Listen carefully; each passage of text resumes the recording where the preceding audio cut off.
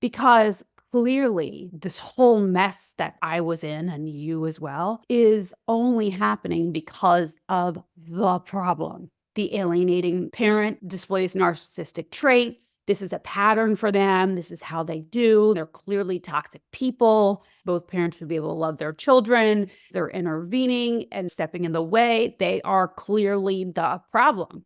That's where I would have been. And I still am. This is not how people should act. And as I've been saying the past few weeks to you guys, it's low-hanging fruit. We know this. This is common knowledge. We know how people should act. We shouldn't kill. We shouldn't rape. We shouldn't block the other parent from seeing their children being able to be loved and be loved by the other parent or anybody really in their life that loves them. We know this. It's not right. They're not acting in a loving way.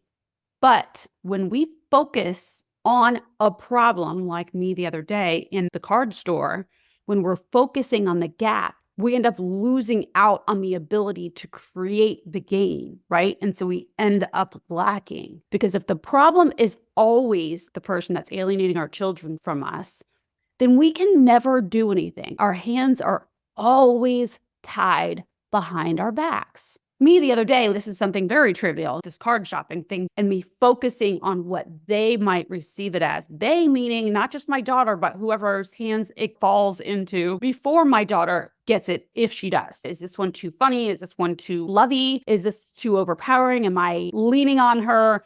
All of that stuff. Because I'm so worried externally on how it might be received, I walk out of there without a card. Same thing on the big scale with the whole situation of alienation. When we're focused on the quote unquote problem, the alienator, the place where this all originated, which by the way is debatable because I could argue that point a million times over with you. It didn't start with the alienator. But if I'm focusing on them and waiting for them to change and for them to not be the problem, then what the fuck do I do in the meantime? Until they change, I'm stuck thinking about how life isn't fair. And I got a shitty deal in this whole parenting situation. And that my daughter is being abused and she's got her whole life ahead of her. And now she's not going to be emotionally as equipped as I would, of course, choose her to be. But again, saying that is presenting another problem that may or may not be. Who knows how she's supposed to be emotionally equipped? Maybe the situation of alienation is actually equipping her in the way that she needs in order to grow. I cannot actually dictate that. The problem is all in the way that we're thinking about it. It's not whatever thing is happening outside, even if it is something as horrible as alienation or rape or murder or whatever. People are going to people, and there is evil in this world, and shit does go wrong. Things happen. It's not how we would have chosen, even in cases like this. And I know you guys, I know if this is the first time you've ever heard me, please, please, please know that I am not gaslighting or saying that there is no problem in alienation, blah, blah, blah. But I want to equip you guys, help you to equip yourselves in the most effective way so that you can move from where you're at right now to a more productive place. And the way that you do that is by shifting your focus to what you can control, right? And if you're pointing your finger saying, they're the ones this all started because of them, and I can't move because they're doing everything, and now I'm the one playing damage control, or whatever you're saying. When you're presenting that as the problem, or my daughter's mental health, for me, if I'm saying, oh, well, she's not going to be as emotionally equipped, how do I know? Who am I to say what is supposed to happen for her? And when we do focus on that problem, guess what doesn't get done?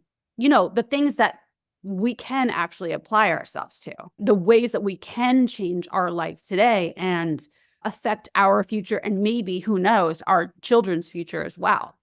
Dan Sullivan also says, a problem isn't a problem until you declare it one. Now, that's not his exact words, but that's the gist of it.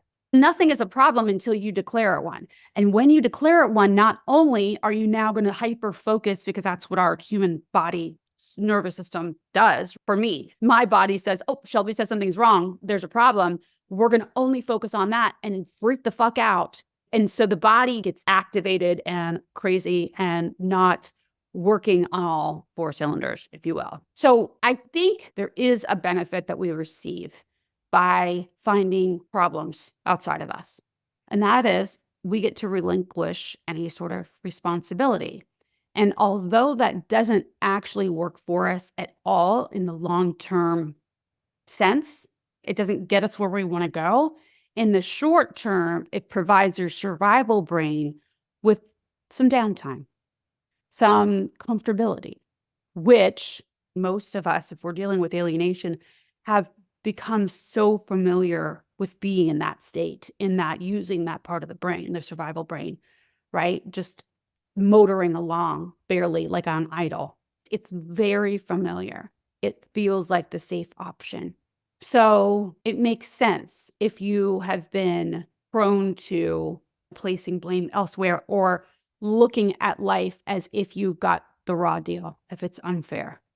Again, I'm not saying that alienation isn't like an awful situation that we're going through. Y'all know by now my thoughts on that. You know that, of course, I would have chosen this. If I could, I would change the other parent or whoever's alienating your kids from you. I would change their actions in a fucking heartbeat. Yesterday, last year, you know what I'm saying? But here we are, you know? Every so often, something like the other day at the card store will kind of slide in and show me that, oh, right, now you're still a human being. And you still, of course, feel affected by a situation where people are not acting nicely.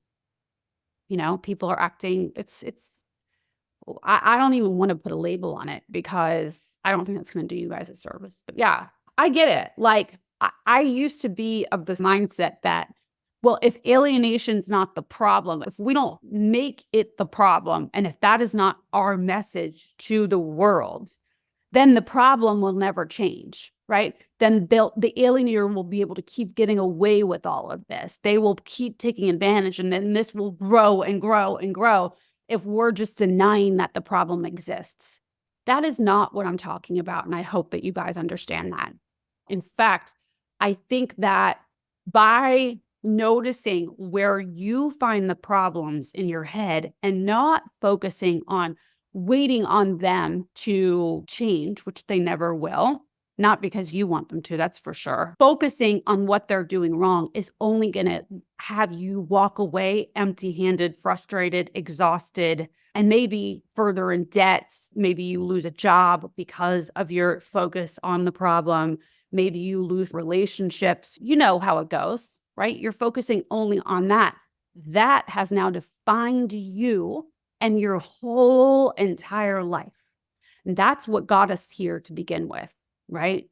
Is we didn't have the boundaries. I mean, I'm generalizing here. Let me just speak for myself, so I'm not pointing any fingers towards you guys. But when I chose the person who would alienate my kid from me, I obviously was not displaying boundaries. I didn't know what a boundary was. I didn't know how to execute, like how to say a boundary. I sort of floated through life. And then what love was when the other person liked you as much as you liked them. You guys sort of meshed into each other, and then you guys became one, like how you hear about it in the storybooks and soap operas and whatever. You guys become one, and then y'all just partner for life, and there are no boundaries because you guys love each other and will take care of each other, and you're just amoebaed into each other. You know what I'm saying? I had no boundaries, and so I didn't know where myself ended and he began, and vice versa. There was definitely no emotional adulthood going into that relationship and also in leaving the relationship. But that is truly why I believe that alienation was able to ensue, right? That he was able to exercise the strategies that he did. And also, of course, now my daughter's stepmom, when they joined together, they also have no boundaries, but on the other side of things, right? And so when it all started back then, and even before, when I was with him, it was him and I, the relationship defined me. I had my daughter, she defined who I was, right? Then I was a mom. And then leaving the relationship and being with my daughter, I was a mom, and I was a mom who was being harassed, being sort of attacked by these two people. And so that made up my identity. And then because I was focusing on them, that actually overtook the the peaceful part of me being a mom. And instead, I was a tormented mom. It's reminding me of that quote that, and I don't know who said this one, ships don't sink because of the water around them. They sink because of the water that gets in them. We can have craziness go on all around us. You are your ship. I am my ship. There can be tidal waves and what have you, right? But a ship will not sink unless those waves come inside the boat. And for you and I, the only way that water comes inside of the boat is if we aren't setting the proper boundaries, right? If we are allowing the outside to define who we are today. If we're allowing alienation to be writing our story for us, allowing, like me the other day, for what I think that my daughter might receive any one of these cards as, to define which one I choose from her, number one, and how close or distant our relationship is. If I'm relying on somebody outside of me to dictate how I think about how I choose to love somebody, if that is actually what's affecting me, then I have no autonomy. They are the ones dictating. They're the ones defining my relationship to them. And that can never be. It can't work out well anyway. Then you will feel at the effect of the alienation of your child, of whoever you are allowing onto your ship. So it's not that your ship or any boundary that you set is keeping you apart from anybody, actually the opposite, right? Your ship is your ship. It is your brain. It is your heart, your nervous system that is responding, reacting in all of these situations. Don't let how you think somebody else is behaving or receiving you dictate how you show up in the world. So what problems are you seeing in your life today that you are pointing the finger and like delegating, I can't change until they do? What problems are you creating in your head? If you're not seeing it as a problem, then what would you do with it? You see what I'm saying? Like maybe none of the things that we think are problems are actually problems, but just life. And they're just circumstances, neutrals that are happening. And we could make them problems, or we could make them what serves us most and brings us to our highest state. Oh, this happened for me because now I've done this, this, and this. This is what got me my promotion. Now I'm blah, blah, blah. Because I am finding all of the opportunity in whatever is happening outside of us, outside of me.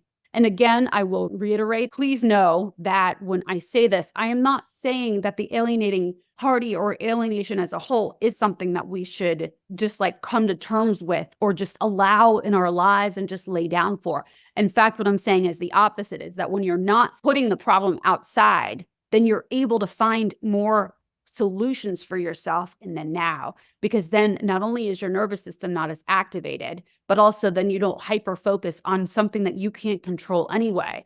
So then you completely blind yourself to all of the solutions you could be implementing. So if we decide to let go of the problems that we're making in our head and see how we can use it all for us, then we can advocate in our highest state for ourselves and for our children, so that we can reconnect with them if that's what you want, so that we can model for them in the best way. You will be much better able to serve yourself and them by letting go of any problem that you think you're seeing right now, so that you can live in the solution.